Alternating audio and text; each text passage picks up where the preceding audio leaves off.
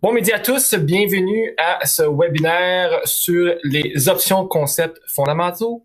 Mon nom est Christian Charette, je serai votre conférencier pour ce midi. Dans le fond, je serai votre hôte pour ce midi. Et nous sommes accompagnés de notre conférencier, bien entendu, Monsieur Martin Noël. Bonjour Martin. Bonjour Christian, bonjour à tous. Excellent. Alors, désolé pour les petits problèmes techniques en début. Moi, je voyais pas qu'on était en live et on l'était.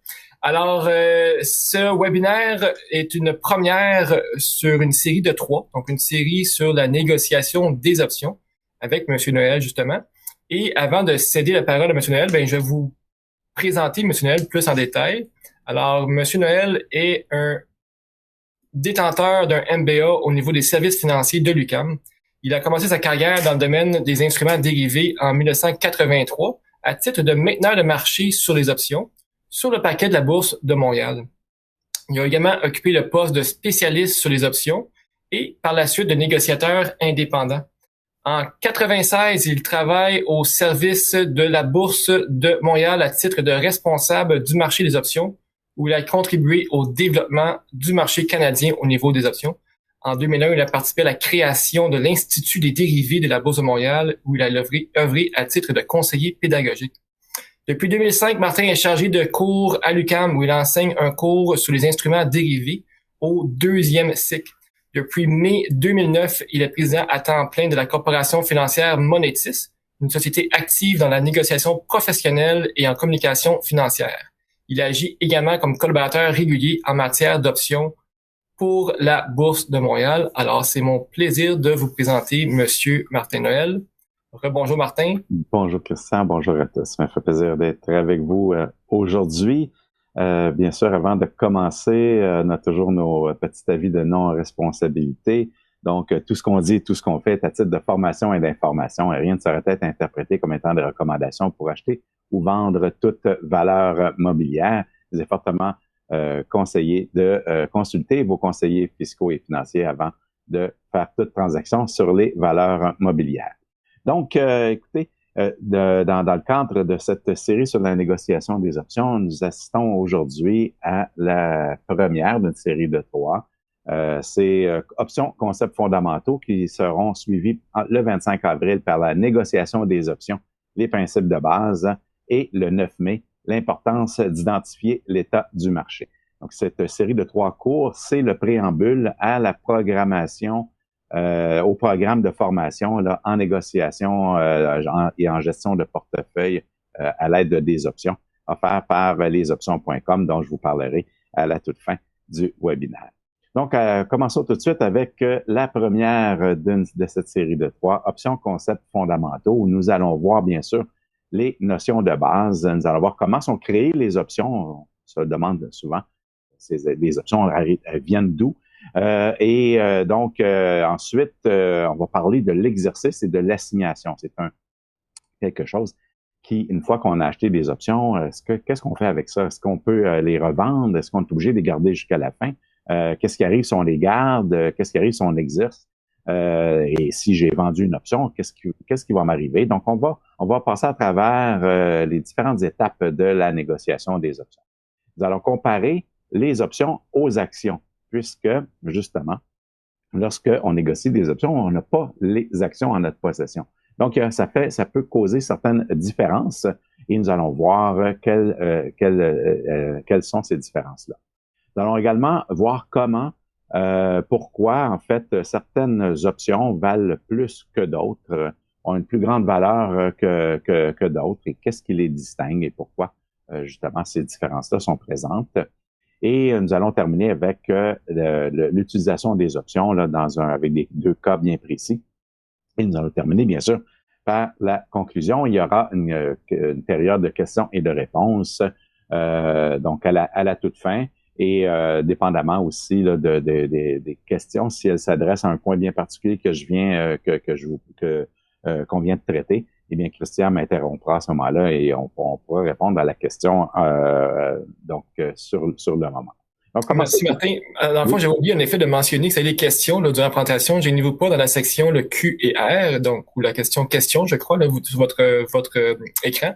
Vous pouvez m'écrire vos questions et en effet, là, je les poserai Martin à la toute fin, à moins que ça traite très, très spécifiquement du moment présent. Alors voilà. Merci Martin, excuse-moi. Pas de problème. Donc, nous allons commencer tout de suite par les notions de base. Donc, quels sont, dans un premier temps, les prérequis pour négocier les options? Est-ce que c'est n'importe qui peut négocier des options? Bien, je vous dirais que au préalable, faut avoir une bonne connaissance du marché des actions. On a déjà fait des investissements. Et ça, bon, écoutez, l'investissement, c'est un défi en soi. Donc, imaginez maintenant si on ajoute les options. Les options, on peut rendre ça, ça peut être très, très complexe comme très, très simple. Et moi, ce que j'essaie de faire, c'est toujours de simplifier l'utilisation des options.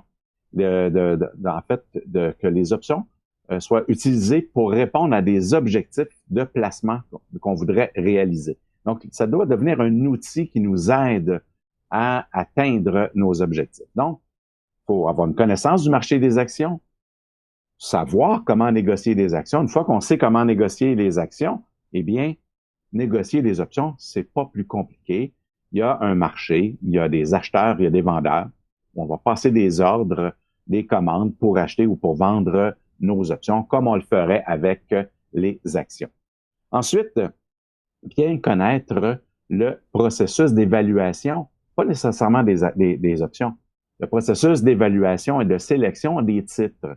C'est-à-dire qu'on doit avoir un plan.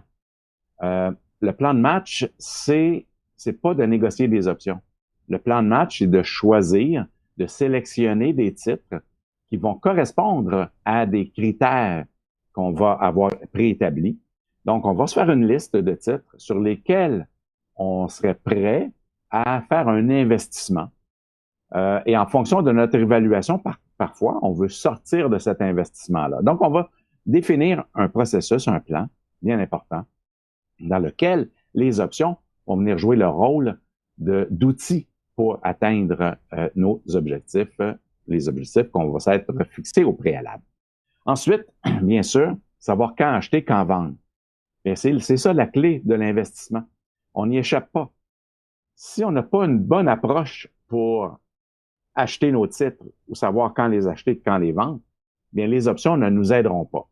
Donc, ça veut dire qu'on va partir de ce qu'on connaît déjà du marché des actions et on va ajouter un élément qui va nous permettre justement comme je le mentionne, de réaliser, mais cet outil-là va nous permettre parfois d'exécuter nos transactions sur les actions avec un meilleur prix. Donc, soit obtenir un meilleur prix pour la vente, soit un meilleur prix pour l'achat. Donc, c'est notre objectif. Les options, c'est pas dissocier des actions. On ne fait pas juste des stratégies d'options comme ça en l'air. C'est basé sur des titres et la qualité des titres, c'est extrêmement important lorsqu'on fait des options. Donc, allons voir la différence entre les actions et les options. Donc, tout d'abord, les options, les contrats d'options, ça porte sur des actions et quand je détiens une option, je détiens pas les actions. C'est-à-dire que une action, c'est un titre de propriété sur une entreprise qui nous donne des droits de vote, droits de transfert, avoir le droit au dividende, droit à la valeur résiduelle. Eh bien, tant aussi longtemps que j'ai pas pour une option d'achat, tant aussi longtemps que j'ai pas exercé mon contrat d'option, je suis pas propriétaire des actions. Ça veut dire que mon contrat d'option me donne un potentiel éventuel, soit d'acheter des actions, ou soit de vendre mes actions, mais je n'ai pas encore en ma possession les actions. Ça fait une différence. Vous allez voir dans le profil de profits et pertes aussi, ça fait une différence. Donc, c'est un outil, l'option, qui me permet de tirer avantage des fluctuations dans le prix du titre, mais pas nécessairement d'obtenir les droits liés à la propriété des actions. Donc, quand on parle d'acheter une action, je parle d'acheter un titre, un certificat qui me donne les droits inhérents à la détention des actions. Quand j'achète un contrat, eh bien, j'ai un droit pour acheter ou pour vendre les actions à un prix prédéterminé pendant une période spécifique. Donc, quand j'achète des actions, je le fais immédiatement.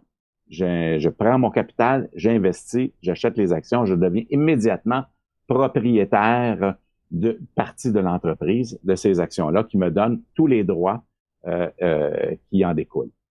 Alors que quand j'achète un contrat d'option, eh bien, j'ai seulement une option pour éventuellement acquérir ces actions-là. Je ne suis pas encore propriétaire. Et ça peut faire une différence. Par exemple, lorsqu'il y aura un versement de dividendes, quand je détiens les options, j'ai pas droit aux dividendes. Alors, comment je vais faire pour aller chercher le dividende sur des actions quand j'ai un contrat d'option?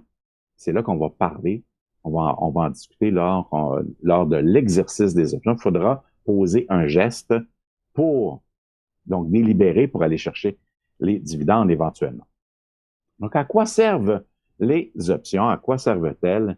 Eh bien, on peut utiliser les options et principalement le marché des instruments financiers dérivés a été construit principalement pour permettre de transférer des risques. Quand on dit transfert de risque, ça veut dire d'un côté quelqu'un qui veut se débarrasser du risque et de l'autre quelqu'un qui est prêt à l'accueillir, ce risque-là.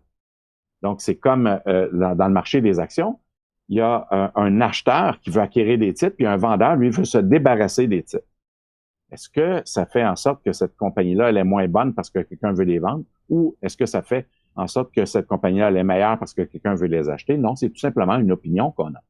Et donc, l'utilisation des options, je peux le faire à des fins de protection, mais aussi pour prendre des positions, pour tirer avantage de la hausse ou de la baisse dans le prix du titre.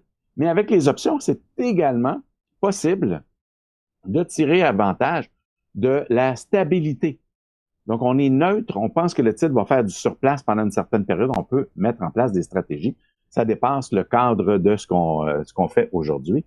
Bien entendu, dans des stratégies plus avancées, on peut voir comment on peut tirer avantage de la stabilité relative dans le prix des titres sur une certaine période. Et aussi, on peut utiliser les options pour générer des revenus supplémentaires dans notre portefeuille et aussi pour moduler l'exposition au risque du marché au niveau désiré. Donc, est-ce que je veux un petit peu plus de risque dans mon portefeuille? Est-ce que je veux réduire mon exposition au risque du marché? Eh bien, l'utilisation des options va me permettre justement de moduler mon portefeuille à un niveau de risque bien précis. Il y a deux types d'options. Vous aurez peut-être pu en déduire quand on dit qu'on a le droit d'acheter ou un droit de vendre des actions. Eh bien, on peut pas avoir les deux en même temps. On peut pas avoir à la fois le droit dans un seul contrat, quoi qu'on pourrait en construire, là. Mais c'est pas utile de créer un contrat comme celui-là, puisque si jamais je voulais avoir le droit d'acheter des actions et le droit de vendre des actions, bien, tout ce que j'aurai à faire, c'est d'acheter une option d'achat et une option de vente. Donc, de manière générale, et là, on rentrerait dans des stratégies un peu plus complexes. De manière générale, un contrat d'option, ça me donne le droit, donc en fonction de ce que je détiens, une option, quand je détiens un contrat d'option, une option d'achat ou une option de vente, eh bien, pour le contrat d'option d'achat, ça confère, quand je l'achète, ça me confère le droit et non pas l'obligation, bien important, d'acheter. Quand on parle de contrat d'option sur action inscrite en bourse, c'est des contrats standards, que ce soit sur des fonds négociés en bourse ou des actions. C'est standard, 100 actions par contrat. Donc, ça me donne le droit et non pas l'obligation d'acheter 100 actions par contrat. 100 actions sous-jacentes, là, pour une durée prédéterminée. Donc, il y aura, pendant un certain temps, par une période donnée, je vais avoir le droit d'exercer cette option-là pour acheter 100 actions de la valeur sous-jacente. Si j'achète une option de vente, eh bien, ça me donne le droit de vendre ici des actions, 100 actions, à un prix spécifique pendant une période donnée. J'aurai le droit de vendre mes actions. Donc, on peut utiliser les options pour acheter des actions éventuellement, quand j'achète un contrat, ou pour me donner le droit de vendre des actions. Et on va voir que les deux utilisations ont un rôle complètement opposé. Alors, comment sont-elles créées, ces options? Eh bien, on les négocie premièrement en bourse. Elles sont inscrites par la bourse et il y a parmi toute la liste des titres disponibles, il y a des titres qui se qualifient pour qu'on puisse avoir des options inscrites sur ces titres-là. Ces Cette liste de titres tient compte, en fait, de critères qui tiennent compte, entre autres, de la liquidité, de la taille, du volume négocié sur les actions sous-jacentes. Et c'est pas parce que une action, un titre se qualifie pour avoir des options que ça en fait nécessairement un titre de qualité. On n'est pas en train d'évaluer le fondamental de cette entreprise-là. Tout ce qu'on fait, c'est de dire il y a suffisamment de liquidité dans cette option-là pour permettre l'utilisation des options, parce que plus un titre est liquide, plus il est facile d'entrer et de prendre des positions dans un titre, donc, et d'en sortir. Et c'est ce qu'on cherche, ce que la bourse cherche à faire. Et donc, la bourse, elle va avoir une liste de titres qui se qualifient. Et dans cette liste, parmi cette liste de titres-là, les intervenants du marché, donc, vont principalement là, les firmes de courtage, vont sonder l'intérêt auprès de leurs clients. Parfois, ils vont avoir des demandes des clients pour avoir des options sur tel ou tel titre. Et par la suite, donc, il y a un processus qui va être mis en branle. La firme de courtage va contacter la bourse pour leur demander d'inscrire des options sur un titre. Et là, la bourse, il y a un processus où elle doit assurer une certaine liquidité. Donc, on a parlé de la liquidité dans le titre, mais maintenant, il faut avoir une certaine liquidité et une profondeur de marché dans les options elles-mêmes. Et à ce moment-là, ça nous prend des intervenants qui sont prêts à mettre du capital. On appelle les mainteneurs de marché. C'est un rôle que j'ai joué pendant une dizaine d'années sur le parquet de la Bourse de Montréal. Et bien, mettre des capitaux pour générer une liquidité suffisante pour que les investisseurs puissent entrer et sortir de leur position dans les options. Donc, c'est un tout. Liquidité dans les titres, liquidité dans les options, fait en sorte qu'on va pouvoir avoir un marché. Donc, ensuite, bien, ces options-là sont inscrites en bourse et elles peuvent se négocier comme on le ferait sur le marché des actions. C'est-à-dire qu'on peut les acheter, on peut les vendre. On achète une option aujourd'hui, on n'est pas obligé de la garder jusqu'à l'échéance. Bien des investisseurs pensent que parce qu'on a acheté une option, et que on est obligé de la garder jusqu'à l'échéance. Non, on peut la revendre 5 minutes plus tard sans aucun problème. Donc, l'acheteur, celui qui va qui va acheter le contrat d'option, eh bien, va payer une prime au vendeur. Donc, ça nous prend un vendeur qu'on appelle le signataire. Et le signataire va encaisser la prime. Et pourquoi il encaisse la prime? Et pourquoi l'acheteur va payer une prime? C'est parce que le détenteur, l'acheteur, il prend une position qui lui donne un droit. Et celui qui va donner le droit, c'est le vendeur. Et le vendeur, bien, comme il donne le droit à l'acheteur, le droit dans le cas d'une option d'achat, par exemple, eh bien, le droit d'acheter des actions sous-jacentes, eh bien, le vendeur se trouve dans l'obligation éventuelle de vendre les actions sous-jacentes. Et ça, il va se faire dédommager pour justement cette perte de flexibilité-là parce que c'est le détenteur qui va décider d'exercer. Imaginez, si je détiens une option d'achat qui me donne le droit d'acheter des actions à 20 $, eh bien, à chaque fois que je vais exercer mon droit, c'est lorsque les actions vont être à un prix supérieur à 20. Donc, je vais avoir le droit de les acheter à 20, le titre est rendu à 30, j'exerce, et le vendeur, le signataire du contrat, va être obligé de vendre les actions à 20. Et donc, va toujours, à chaque fois qu'il va y avoir un exercice, va se trouver en situation perdante. Et pour compenser cette perte-là, il se fait payer une prime. Donc, pour contracter cette obligation de vendre les actions. Donc, on peut les négocier sur le parquet, donc bien sûr à travers là, les logiciels de négociation. Et ce que vous voyez à l'écran présentement, c'est l'information de marché qu'on retrouve. Donc, ici, vous avez les symboles d'options. Vous avez au centre les prix d'exercice de nos options. Ici, vous avez, donc, c'est une échéance par exemple, le 15 septembre 2023, des options qui vont venir à échéance au mois de septembre prochain. Et vous avez des prix d'exercice qui entre 28 et 32 $. Eh bien, d'un côté, on a des options d'achat qui nous donnent le droit d'acheter des actions à 28 $ ou à 32, donc jusqu'à 32 $. De l'autre côté, on a des options de vente qui nous donnent le droit de vendre les actions à 32 jusqu'à 28. Et donc, par conséquent, vous avez un marché, des acheteurs, des vendeurs sur chacune de ces options-là, du côté des options d'achat, du côté des options de vente également. Et on peut, à ce moment-là, introduire nos ordres, soit pour aller acheter directement nos options directement sur les cours du marché. Donc, par exemple, ici, j'ai pris un élément donc, ici, on a un symbole, par exemple, là, le symbole XIU, ce sont des options qui portent sur le fonds négocié en bourse S&P TSX 60, le symbole XIU. Vous voyez ici l'échéance du symbole, donc le 2023, 09 septembre, le 15 septembre. Ici, vous savez si c'est une option d'achat ou une option de vente. Et vous avez le prix d'exercice ici. Donc, il y a toujours trois zéros pour les décimales et ensuite le reste, ce sont pour les dollars. Donc ici, c'est une option qui permet d'acheter les actions à 30 dollars, alors que si on retourne en arrière, le titre se négocie à 29,83 par exemple. Donc, on a le droit d'acheter. Ce contrat-là porte sur des options d'achat avec un prix d'exercice de 30 dollars qui viennent à échéance le 15 septembre 2023. Vous voyez, le cours acheteur, 1,2 $, cours vendeur, 1,36 $.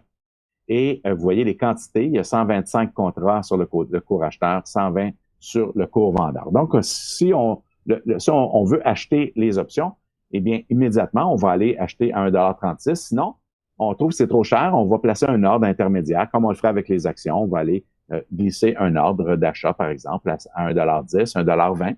Et un vendeur qui ne voudrait pas vendre à 1,2 $, il pourra aussi intégrer un ordre de vente à 1,30 $, 1,25 $, par exemple, aussi.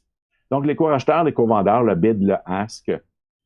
Et lorsqu'on achète des options, la première fois qu'on fait une transaction, ce sera un achat d'ouverture. On va prendre possession d'un contrat pour la première fois.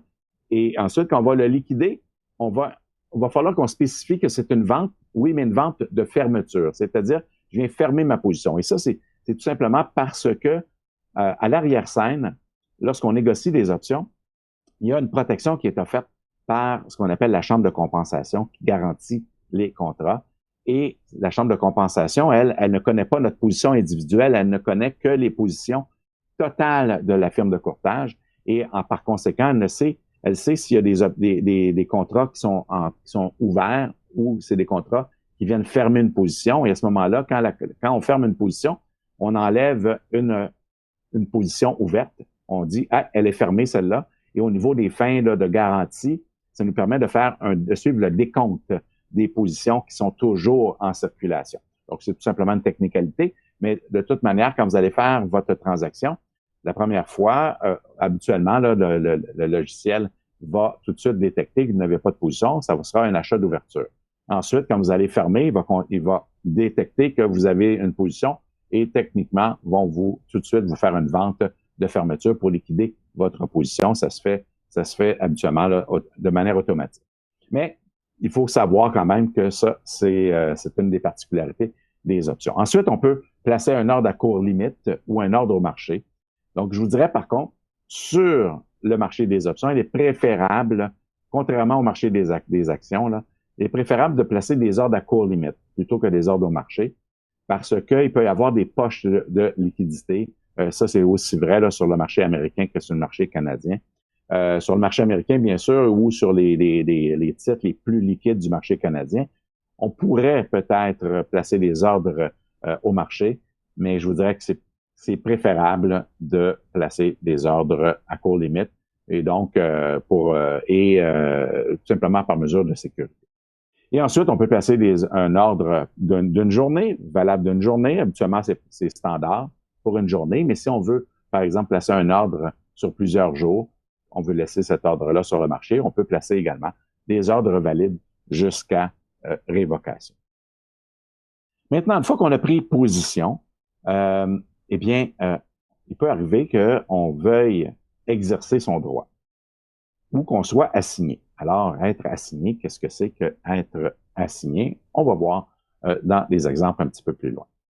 Donc, premièrement, quand on parle d'exercice, il faut parler aussi de style d'option. C'est-à-dire qu'il y a des options qu'on peut exercer en tout temps jusqu'à la date d'échéance. Il y a des options qu'on ne peut exercer qu'à la date d'échéance. On ne peut pas les exercer avant.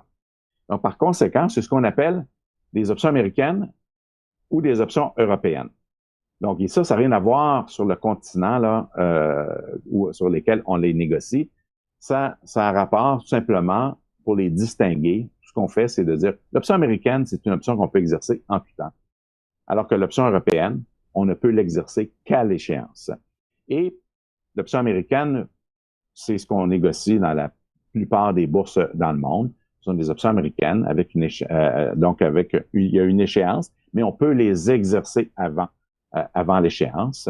Et les options européennes vont porter plus particulièrement sur des indices, par exemple, des indices boursiers, ou sur en fait, tout ce qui a l'apparence d'un indice, c'est-à-dire que quand on exerce notre option, on ne peut pas prendre possession d'un indice, d'une statistique. Hein? Donc, un indice comme une statistique, eh bien, en l'exerçant, je ne peux pas en prendre possession. À ce moment-là, il est inutile de l'exercer avant l'échéance. Et ça vient régler aussi quelques problèmes là, de manipulation de marché là, qu'il y a déjà eu auparavant. C'est la raison pour laquelle nos options sur indice vont ce seront des options européennes. On ne peut les exercer qu'à l'échéance. Mais alors que les options américaines, on peut les exercer avant l'échéance sans problème, tout simplement parce qu'on peut prendre possession des actions sous-jacentes. Donc, options américaines, on peut les exercer en tout temps. Options européennes, on ne peut le faire qu'à la date d'échéance. Et il est important de savoir que, de manière générale, si les actions ne versent pas de dividendes, il n'est pas avantageux d'exercer une option avant l'échéance. Presque jamais avantageux. Donc, je dis presque, là, parce qu'il peut y avoir des exceptions. Mais quand un titre ne verse pas de dividendes, une option d'achat ne devrait pas être exercée avant l'échéance. Parce que quand on exerce une option, ce qui arrive, c'est qu'on met fin à la vie de ce contrat-là. Et nous, par exemple, une option qui a une durée de vie d'1 année, je l'exerce après 9 mois. J'ai payé pour 1 an et je mets fin à la vie du contrat après 9 mois. Donc, autrement dit, j'ai payé 3 mois pour rien. Donc, ce 3 mois-là doit être compensé par quelque chose. Et c'est là, quand j'ai une option d'achat, si j'exerce mon option d'achat, je peux le faire pour aller chercher un dividende qui va venir compenser cette perte-là. Mais s'il n'y a pas de dividende, je suis mieux de revendre mon option. Je revends l'option. Je vais aller chercher la pleine valeur de mon option plus les 3 mois qui restent. Donc, c'est préférable à ce moment-là de revendre nos options. Donc, une fois que donc on a nos options, on peut prendre la décision d'exercer. Et cet exercice-là, la décision d'exercer, ça appartient au détenteur du contrat. C'est seulement le détenteur qui peut décider d'exercer ou non. Et à ce titre ici, je veux vous rappeler là que quand on exerce, bien, il y a des frais supplémentaires. Donc, il faut toujours tenir compte de ça. Il y a des frais supplémentaires qui vont s'appliquer là lorsque vous allez exercer votre option. Donc, vous pourrez valider auprès de Desjardins Courtage en ligne pour connaître quelles sont les modalités là, liées à l'exercice des options. Et donc, une fois qu'on est rendu à l'échéance, eh bien, on peut décider d'exercer, mais il y a un processus qu'on appelle l'exercice automatique. Donc, quand l'option a une valeur minimale de 1 cent, eh bien, à ce moment-là, il y a ce qu'on appelle un exercice automatique qui va être enclenché. Et vous allez soit prendre possession des actions ou soit vendre les actions sous-jacentes. Donc, c'est important lorsqu'on arrive à la fin de la vie du contrat, et inquiétez-vous pas, le courtier va vous envoyer des communications pour justement vous dire, écoutez, faites attention, il reste 1 semaine, on est dans la dernière semaine. Et donc, est-ce que vous voulez bel et bien garder cette position-là? Est-ce que vous faites attention pour ne pas être dans la position où vous allez exercer l'exercice automatique va faire en sorte que vous allez acheter les actions. Est-ce que vous voulez vraiment les acheter? Donc, il y a un processus qui est là pour quand même vous encadrer. Donc, avant l'échéance, cependant, eh bien, l'exercice, ça doit être fait par le détenteur. Doit être intentionnel et habituellement, on va exercer une option d'achat la veille du versement du dividende pour aller chercher le dividende. Sinon, il est préférable, si on veut prendre un profit, de tout simplement revendre nos options. Donc ici, vous voyez, j'ai une option d'achat. Mon option d'achat me donne le droit d'acheter, donc je suis détenteur, me donne le droit d'acheter des actions à 50 $. Je décide d'exercer mon option d'achat à 50 $. Eh bien, ce qui va arriver, c'est que je vais payer 50 $. Le signataire, donc la position courte, ou donc le vendeur ou la vendeuse de ce contrat-là, mais va être obligé de me livrer les actions. Elle va encaisser 50 $ par action. Le titre est rendu à 52 $. Elle va être obligée de me les vendre à 50 $. Et moi, ben, je vais payer 50 $. Donc, je vais obtenir les certificats en échange du paiement de 50 $ et je vais forcer le vendeur, la position courte, le signataire, de me vendre ces actions-là. Donc, quand j'exerce mes actions, mon option d'achat, c'est ce qui va arriver. Maintenant, quand j'ai une option de vente, supposons que j'ai le droit de vendre les actions à 55 $. Le titre est rendu à 52. Donc, vous voyez qu'il y a une valeur à exercer. Si on était avant l'échéance, eh bien, qu'est-ce que j'aurais comme prix? Bien, je pourrais vendre mes actions à 55 $. Le titre est 52. Donc, j'aurais une valeur au moins 3 $. Mais comme il y a du temps à courir, ben, ça vaudrait 3 $ et quelques. Donc, c'est pour ça que si j'exerce, je vends mes actions à 55, je rachète à 52 mes actions sur le marché, je vais aller chercher 3 $. Si je revends mes actions à 3,25 $ ou à 3,50 $, vous voyez qu'il est préférable pour moi de revendre mes actions plutôt que de les exercer. Donc, dans ce cas-là, si j'exerce, on est rendu à l'échéance, supposons que c'est un exercice automatique. Donc, je vends mes actions à 55 et à ce moment-là, je vais livrer le certificat. Et là, moi, j'ai acheté une option de vente et quelqu'un qui m'a vendu le contrat, qui avait une position courte ou qui était signataire du contrat. Eh bien, je vais forcer l'assignation. C'est-à-dire, en exerçant, je vais assigner le vendeur, va être obligé d'acheter mes actions, les actions que moi, j'ai le droit de vendre, mais je vais les vendre. Et le signataire va être obligé de me les payer 55 $, même si elles valent 52 $. Donc, l'exercice, c'est comme ça que ça fonctionne. Et je vais exercer seulement si c'est à mon avantage. Dans ce cas-ci, par exemple, si les actions étaient à 60 $, je n'exercerais pas mon option de vente. Je laisserai aller mes options, mes actions n'auraient plus de valeur. Donc, il y a un processus qui est en place, c'est la chambre de compensation qui va gérer tout ça. C'est pas nécessairement la bourse qui gère ça, c'est un organisme indépendant qui s'assure que les échanges, que l'argent va être échangé, là, c'est un organisme officiel. Donc, maintenant, quels sont les profils de profits et pertes entre les options et les actions? Vous voyez, mon option d'achat. J'achète une option d'achat, ça me donne le droit d'acheter des actions à un prix d'exercice, le prix de levée. Et je paye une certaine prime, un certain montant par action pour acquérir ces contrats-là. Donc, vous voyez que j'ai le droit d'acheter des actions, supposons, à 20 $, j'ai payé 2 $ par action. Eh bien, je vais commencer à faire de l'argent, donc ça, c'est le profil de profits et pertes de mon option à l'échéance. Je vais faire de l'argent à partir de 22 et plus, hein, en haut de 22. Là, je vais faire des profits. Mon profit, il est illimité. Cependant, si le titre est 21 $ à l'échéance, eh bien, j'aurais quand même intérêt à exercer mon option, c'est-à-dire à acheter les options à 20 $, les actions à 20 $, parce que je pourrais revendre les actions à 1 $, à 21 $. Donc, je ferais 1 $ de profit. Donc, vous voyez mais j'aurais une perte. Mais j'aime mieux perdre 1 $ que de perdre 2 $. Si j'exerce pas mon option, je vais perdre 2 $.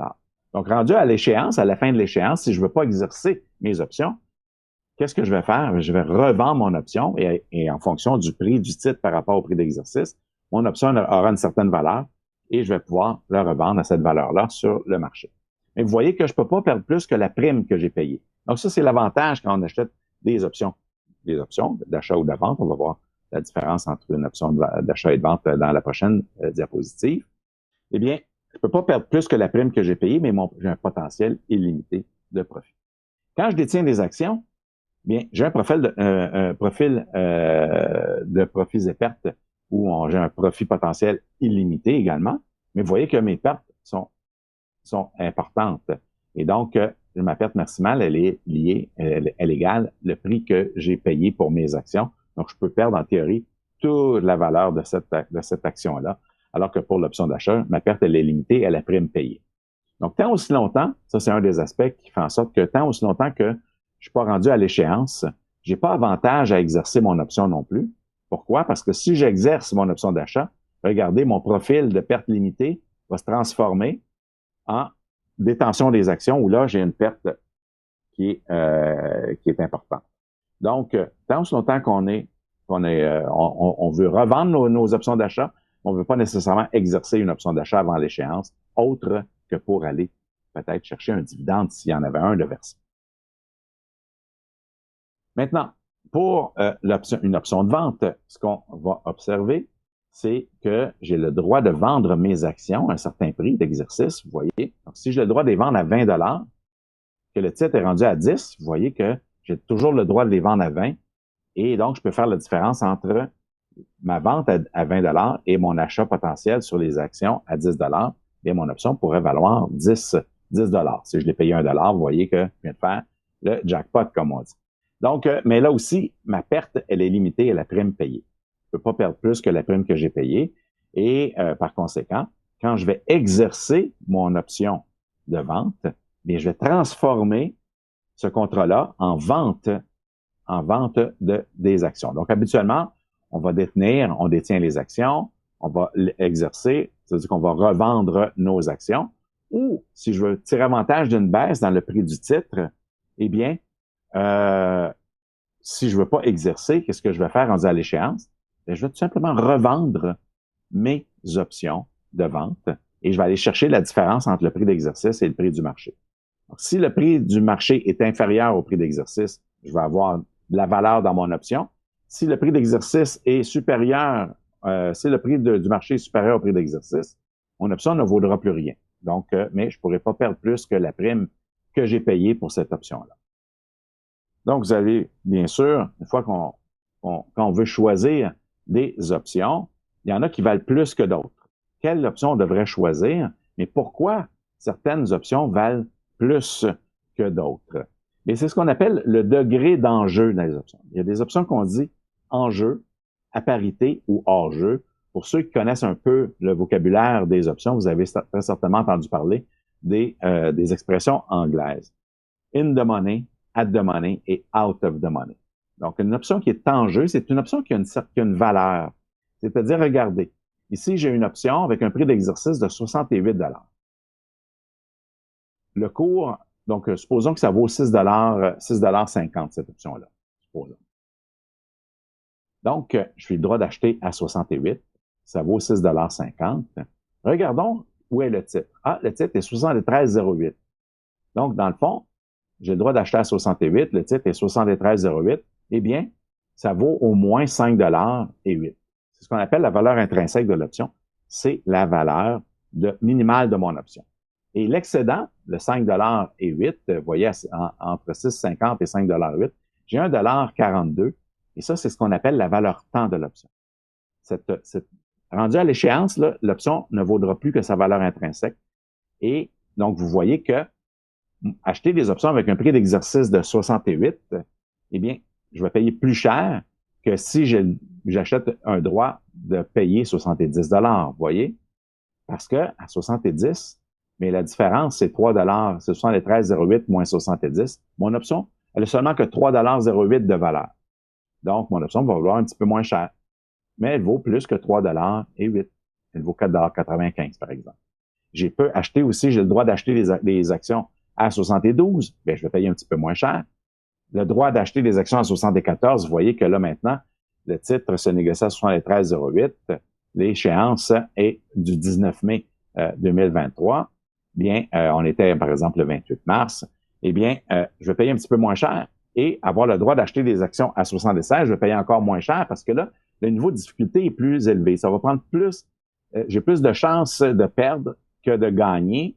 Le titre, c'est pas sûr qu'il va aller en haut de 76 d'ici l'échéance, donc je vais payer un petit peu moins cher. Donc, c'est pour ça, quand j'ai de la valeur intrinsèque dans mon option vaut plus cher que quand j'en ai moins. Et donc, à ce moment-là, quand il y a de la valeur intrinsèque, on dit que l'option, elle est en jeu. Et sinon, comme ici, j'ai le droit d'acheter les actions à 74, le titre vaut 73,08. Si on était à l'échéance, on dirait que cette option-là, elle est hors jeu, elle ne vaut plus rien. Je n'exercerai pas cette option-là. Maintenant, pour les options de vente, vous voyez, ayant le droit de vendre les actions à 76, c'est avantageux pour moi, puisque les actions valent 73,08. Eh bien, on aura une certaine valeur dans cette option-là de 2 et 92. Mais vous voyez, l'option se négocie à 4,25 Donc, l'excédent, c'est ce qu'on appelle la valeur temps de l'option. Et rendu à l'échéance, mais mon option ne vaudra plus que la valeur intrinsèque. Et donc, j'ai le droit de vendre à 76, 74. Vous voyez que je vais payer un petit peu moins cher. À 72, je vais payer encore moins cher. Avoir le droit de vendre à 68 quand le titre est 73, vous voyez que je vais payer encore moins cher. Ça veut dire que le marché dit, écoute, les chances sont pas fortes que le titre baisse en bas de 68, mais elles sont pas nulles. Donc, il y a toujours un potentiel. Ça a une certaine valeur. Mais si on était à l'échéance, cette option-là vaudrait 0. Même chose pour avoir le droit de vendre des actions à 72. Ça vaut 0 si on est à l'échéance. Mais avant l'échéance, ça a une certaine valeur. Et donc, on va dire que l'option, elle est hors jeu. Et une option en jeu, c'est une option qui a une valeur aujourd'hui. Si on était à l'échéance, on exercerait cette option-là. L'option à parité ou at the money, c'est quand le prix d'exercice et le prix du titre, les deux sont égaux.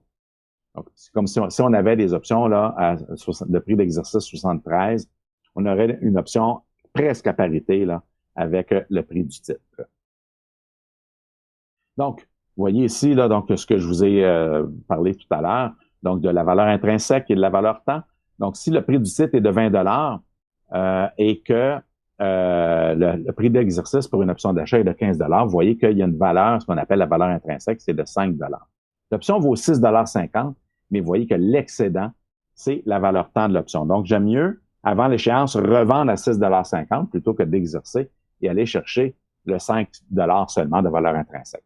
C'est une des raisons pour lesquelles, si le titre ne verse pas de dividende, j'ai pas intérêt à exercer, j'ai plus intérêt à revendre mon option pour prendre un profit. Maintenant, pour la vente, pour l'option de vente, mais supposons que le prix du titre est de 20 que mon prix d'exercice est de 25 mais vous voyez que je peux vendre à 25 alors que le titre est 20 donc j'ai une valeur intrinsèque de 5 et vous voyez, la valeur de mon option est de 5,95 L'excédent, 95 cents, c'est la valeur temps. Et rendu à l'échéance, il n'y a plus de valeur temps, donc mon option va valoir ici, vaudrait 5 si le titre ne bougeait plus. Donc, encore une fois, préférable de revendre mon option quand j'ai de la valeur temps plutôt que d'exercer pour aller chercher un profit, par exemple, sur mon option. Donc, vous voyez que ici, c'est un graphique qui démontre l'érosion de cette valeur temps-là. Vous voyez que une option de 12 mois, par exemple, va très peu perdre de sa valeur temps dans les premiers mois de vie de cette option-là. Mais dans les derniers, vous voyez que cette érosion-là va s'accélérer. Ce qui fait en sorte que c'est pas linéaire l'érosion de la valeur temps. Et par conséquent, quand on veut prendre des positions sur du très long terme, on va préférer aller choisir des options avec une échéance plus lointaine pour éviter cette érosion-là le plus possible. Mais quand on veut, si on veut, par exemple, vendre des options, eh bien, on va à ce moment-là privilégier les options un peu plus près, donc 3 mois et moins habituellement, là, dans ces coins-là, pour tirer avantage de cette érosion-là. Donc, quand on vend les options, eh bien, on va tirer avantage de l'érosion de la valeur temps. Mais tout simplement, ça, c'est le principe qu'il faut connaître. Dans des cours plus avancés, on va aller voir davantage ces particularités propres à chacune des propriétés là, des options, des paramètres là, des options telles que la volatilité, par exemple, donc tout ce qui est relation entre valeur temps, entre la valeur intrinsèque des options. On voit ça un peu plus en détail dans les formations plus avancées. Donc, on va aller dans la dernière partie maintenant. On va aller voir ce que c'est que d'utiliser les options. Par exemple, on n'a pas assez de capital aujourd'hui pour prendre position dans un titre. Cependant, on pourrait utiliser les options d'achat pour justement quand même tirer avantage d'une analyse qu'on aurait fait. On pense que le titre va monter, mais on pense que on est optimiste là, sur un titre, n'importe quel titre en fait. On a fait notre analyse, on est optimiste et on pense qu'on va avoir les fonds dans 2 mois. On les a pas actuellement. Donc, en achetant mon option d'achat aujourd'hui, ce que je vais faire, c'est que je vais me garantir, donc ici, je vais pouvoir me protéger, donc pouvoir me garantir d'acheter les actions au cours actuel si le prix des actions a augmenté dans 2 mois. Donc, si je fais rien aujourd'hui, que j'attends dans 2 mois pour racheter mes actions, bien, je risque de manquer le potentiel de hausse de ce titre-là. Si les actions baissent, bien, il n'y a pas de problème. Mais si les actions montent, je viens de manquer mon opportunité. Donc, si j'ai acheté des options d'achat, bien, là, je vais être en mesure d'acheter les actions au prix actuel et je ne manquerai pas cette opportunité-là. Mais en cas de baisse, bien, il n'y a pas de problème parce que mon option peut valoir 0, mais moi, je pourrais aller quand même acheter mes actions à un prix inférieur. Donc, par exemple, sur le titre ABC avec un prix d'exercice de 58 le titre se négocie présentement à 57,33. Donc, j'ai une échéance du 19 mai. On est le 28 mars et je peux acquérir ces options d'achat-là à 58 cents. Donc, d'ici le 19 mai 2023, j'ai le droit d'acheter les actions à 58 $. Ça me coûte 58 cents. C'est le signataire, la contrepartie qui va m'avoir vendu le contrat, qui va être obligé éventuellement de me vendre les actions à 58. Donc, pour obtenir ce droit, je paye 58 cents. Donc, ça veut dire que si jamais le prix du titre augmente à 60, à 65, vous voyez que je vais pouvoir acheter les actions à 58.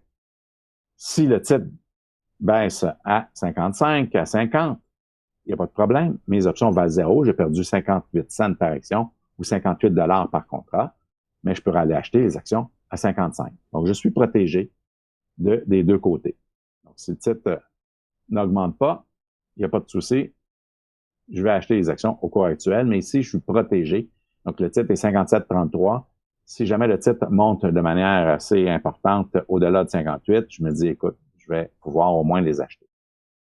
Donc, c'est une des utilisations possibles. On ne les verra pas toutes dans le cadre de ce webinaire. Maintenant, au niveau de l'achat des options de vente, bien, je veux m'assurer contre une baisse. Ici, Suzanne, elle détient des actions sur le titre ABC, mais elle craint une légère baisse au cours des prochains mois. Elle ne pense pas que le titre s'est terminé, sa hausse à moyen terme, mais à court terme, on craint une légère baisse, puis elle veut garder ses actions. Donc, elle achète une option de vente maintenant afin de s'assurer de pouvoir vendre ses actions si le cours actuel descend en bas du prix d'exercice à l'échéance. Mais en cas de hausse, elle ne perd rien parce que, en fait, elle va perdre la prime qu'elle a payée parce que si jamais le titre augmente, elle pourra revendre ses actions à un prix plus élevé. Tout ce qu'elle a fait, c'est de s'assurer contre des pertes liées à la baisse des actions en bas du prix d'exercice. Donc, dans un exemple comme ici, le titre se négocie à 57,33. Je me dis, si le titre baisse en bas de 56, écoute, supposons qu'on a acheté les actions à 50, je dis, là, j'aimerais préserver au moins une partie des profits. Eh bien, on va payer 82 cents par action, donc 82 $ par contrat pour acheter une option de vente qui me donne le droit de vendre les actions à 56 $. Si le titre baisse à 50, vous voyez que là, j'avais acheté mes actions à 50. Si les titres reviennent à 50, bien, si j'avais rien fait, j'aurais perdu tous mes profits, alors que là, je vais être encore en mesure de revendre mes actions à 56 $ contre 82 cents par action. Donc, ça me donne le droit de vendre 100 actions du titre ABC à 56 $ jusqu'à l'échéance. Et pour obtenir ce droit, je vais payer 82 cents au signataire, donc au vendeur, et c'est le vendeur qui va être obligé d'acheter mes actions si jamais le titre baisse. Si le titre augmente à 60, je garde mon plein potentiel de hausse quand même. 60, 65, je vais pouvoir revendre mes actions. Donc, voilà qui termine, donc, en conclusion, notre webinaire. Qu'est-ce qu'on a vu aujourd'hui? On a vu que l'option, c'est un droit et non pas une obligation pour acheter ou pour vendre des actions à un prix convenu pendant une période donnée. et on va donc pouvoir acheter des options. On peut les vendre également. Quand j'achète des actions, eh bien, j'obtiens le droit et non pas l'obligation, donc soit d'acheter ou de vendre les actions. Quand je vends les options, eh bien, je contracte une obligation, soit de vendre des actions ou soit de les acheter en fonction de ce que le détenteur, de l'exercice qui sera effectué par le détenteur. On peut les négocier comme on le fait pour les actions. L'acheteur d'une option a un potentiel de profit important, illimité pour les options d'achat et important à la baisse pour les options de vente.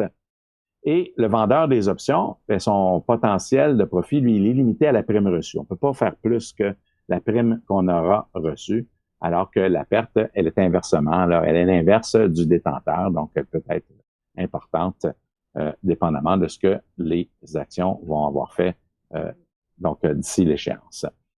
Les options peuvent être exercées en tout temps, les options américaines, bien sûr, mais donc par choix avant l'échéance, mais comme on l'a mentionné, et rarement avantageux de le faire sur un titre, donc sur un titre qui ne verse pas de dividende avant l'échéance. On est préférable de revendre nos options. Et à l'échéance, on peut par choix exercer ou elles seront exercées automatiquement à l'échéance. Et lorsqu'on parle d'exercice, on parle de frais supplémentaires. Donc, que la firme de courtage va vous charger en fait. Et on peut les utiliser pour gérer les risques, investir et générer des revenus supplémentaires. Donc, je vous invite à notre prochain rendez-vous qui aura lieu le 25 avril prochain. Ce sera la négociation des options, les principes de base qu'il faut comprendre et savoir quand on négocie des options. Ensuite, le 9 mai, ce sera l'importance d'identifier l'état du marché. C'est la période des questions. À ce moment-là, eh bien, ça va me faire plaisir d'y répondre. Parfait, Martin. Alors, on a quelques questions. Martin, si tu te souviens à la diapositive 35, s'il te plaît, on a un client ici une personne, un participant qui a décelé peut-être une petite erreur. C'est bien, en haut, c'est devrait bien écrit option de vente, ABC, non option d'achat. Bien oui. Merci. Merci beaucoup. Alors, on pourra le corriger la prochaine fois. Merci beaucoup à la personne qui a relevé ce petit coquille-là dans notre présentation. Merci beaucoup. Oui. Autre question, Martin. Est-ce que c'est possible de trancher les options dans un compte CELI? Dans le fond, c'est possible de trancher dans quoi les options? Dans quel type de compte? Oui. Donc, les options, on peut les négocier dans des comptes enregistrés, mais à certaines conditions. Il y a certaines stratégies qu'on peut faire. Il y en a d'autres qu'on ne peut pas faire. Donc, on peut acheter des options d'achat. On peut acheter des options de vente. Et on peut faire ce qu'on appelle une stratégie que vous allez apprendre dans le programme de formation, la vente d'options d'achat couvertes, c'est-à-dire qu'on détient des actions et on vend des options d'achat contre les actions qu'on détient. Donc, c'est ni plus ni moins que de mettre en vente nos actions. Ça, on peut le faire, mais on peut pas vendre des options de vente, par exemple, là, directement dans un compte CELI. Donc, si on veut faire ce type de transaction-là, ça nous prend un compte qui est un compte régulier. Excellent, merci beaucoup. Puis un autre petit point, pour trancher les options chez un courtier, chez une firme de courtage, ça prend un compte spécial, donc avoir déjà les permissions d'un compte option. Et si vous avez un compte option d'ouvert, ben vous pouvez le trancher là, pour votre REER, votre CELI, mais première chose à faire, c'est d'ouvrir un compte là, pour trancher des options. Autre question, Martin, il m'en reste juste deux. Il y en a une que je peux régler tout de suite. Dans le fond, il y avait un petit peu plus tôt là, au début de la présentation, à la diapositive 17, une cotation d'options et c'était écrit "-C" à la fin et on voulait savoir ça voulait dire quoi le C. C'est tout simplement que l'option se transige sur le marché canadien, donc en dollars canadiens, le "-C", là, tout simplement. Voilà, oui, Martin va démontrer là, ici. Donc, exact. Voilà. Oui. Et dernière question, Martin. Pour un acheteur d'options de vente, qu'arrive-t-il si cet acheteur n'a pas d'action de ce titre pour exercer son option de vente? Donc, c'est l'échéance, l'option devient en jeu et il n'y a pas les actions pour les vendre. Oui. Donc, dans le cas où je détiens l'option de vente et que je l'exerce, je n'ai pas les actions, vous voyez que là, ce qui va arriver, c'est que je vais me retrouver dans une position où je vais vendre des actions à découvert. Donc, si c'est quelque chose que je veux faire et que j'ai la possibilité de faire dans mon compte de courtage, il n'y aura pas de problème. Vous allez avoir la marge nécessaire pour prendre cette position-là. Donc, vous allez transformer votre option de vente dans une vente à découvert. Donc, on n'ira pas trop en détail sur la vente à découvert, là, pour ceux qui ne connaissent pas le principe de la vente à découvert, mais donc tout simplement vendre des actions qu'on ne possède pas, là, c'est emprunter des certificats. Mais sinon, si justement vous n'avez pas les actions et que vous ne voulez pas faire cette transaction-là, vous voulez seulement prendre votre profit, c'est là que avant l'échéance, il faudra simplement revendre vos options. Donc, vous allez aller chercher, grosso modo, à peu près le même profit que vous auriez fait en exerçant votre option. Vous allez chercher la valeur, la différence entre le prix d'exercice. Donc, dans ce cas-ci, par exemple, si on prend l'exemple en face de nous, vous vendriez vos actions à 55, vous les achèteriez à 52, bien, vous pourriez revendre tout simplement vos options de vente à 3 $ sur le marché. Bon, peut-être 2,95 $ si on est à la dernière minute, là, mais aux alentours de 3 $ vous devriez être capable d'aller revendre vos options de vente et sans passer par le processus d'exercice. Ouais, c'est le processus qu'on privilégie de revendre à la toute fin plutôt que d'exercer en tout cas de l'autre côté. Et une dernière qui est rentrée aussi, Martin, qui va être assez simple. Si on revient à la diapositive 35, donc pourquoi, dans l'exemple, la prime de 82 sous par action pour un total de 82 $ par contrat? Alors pourquoi 82 $? Ah oui, tout à fait, parce que chaque contrat, ça porte pour 100 actions par contrat. Et donc, on multiplie la prime par 100 actions parce que ça nous donne le droit ici de vendre ici 100 actions. Donc, on va multiplier par 100. Ce sont les contrats standards là, sur les actions ordinaires et les fonds négociés en bourse. De manière générale, c'est 100 actions. Chaque contrat porte sur 100 actions ou 100 parts. Et à ce moment-là, on doit multiplier le 82 cents. On va payer 82 cents fois 100. Alors voilà, merci beaucoup. Il faut pas oublier ça, hein, quand même, qu'un contrat, c'est que ça porte sur 100 actions. Donc, ne pas oublier parce que le multiplicateur est vraiment quand même important. Donc, faut vraiment pas l'oublier lorsqu'on place nos transactions. C'était tout, Martin. Écoute, je te remercie beaucoup. Je le rappelle à tout le monde également que la présentation va être disponible sur le site de disnat.com pour les clients seulement de Desjardins Courtage en ligne et que elle est disponible dans la section fil d'actualité. Donc, vous faites une recherche là, pour les formations et vous allez pouvoir retrouver cette formation qui va être disponible dans les 24-48 prochaines heures. Là. Aussitôt que je reçois la vidéo, je coupe le début, on a eu un petit problème technique et puis on l'ajoute sur le site sans aucun problème. Alors, sur ça, ben merci beaucoup, Martin. Je pense que ça a éclairé beaucoup. C'est un bon départ sur les options. Et puis, ben on se revoit à la prochaine conférence. Ce sera pas moi, mais tu vas être là pour la prochaine conférence dans 2 semaines, donc le 25 avril, si je me trompe pas. Très bien. Alors, merci beaucoup et puis bonne journée à tous et à bientôt. Merci tout le monde.